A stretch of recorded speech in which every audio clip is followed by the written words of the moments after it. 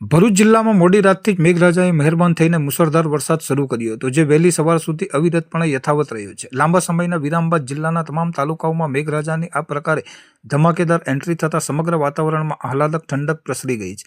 આ વરસાદથી લોકોને લાંબા સમયથી સતાવી રહેલ અસહ્ય ગરમી અને બફારામાંથી મોટી રાહત મળી છે, જેના કારણે સ્થાનિકોમાં આનંદની લાગણી જોવા મળી રહી છે. જોકે બીજી તરફ ભરૂચ શહેરમાં આ સતત વરસેલા વરસાદના કારણે જળબંબાકાર જેવી સ્થિતિ પણ સર્જાઈ હતી. શહેરના મુખ્ય વિસ્તારો જેવા કે કસક સ્ટેશન રોડ, સેવાશ્રમ રોડ, પાંચબત્તી તેમજ 4 રસ્તા સહિતના અનેક નીચાણવાળા રસ્તાઓ પર વરસાદી પાણી ફરી વળ્યા હતા. રસ્તાઓ પર પાણી ભરાઈ જવાને કારણે વાહનો બંધ પડી જવાની ઘટનાઓ સામે આવી હતી, જેનાથી વાહન ચાલકો અને રાહદારીઓને ભારે હાલાકીનો સામનો કરવો પડ્યો હતો.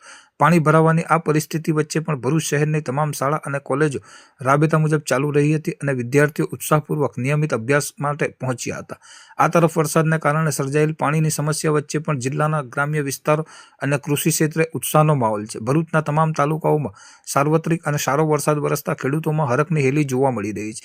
વરસાદી પાણીના આગમનથી મુરઝાઈ રહેલ પાકને નવજીવન મળ્યું છે અને રવિ તેમજ ખરીફ પાકની કામગીરી મોટો વેગ મળવાની આશા વ્યક્ત કરવામાં આવી રહી છે, જેથી ધરતીપુત્રો માટે આ વરસાદ આશીર્વાદરૂપ સાબિત થયો છે.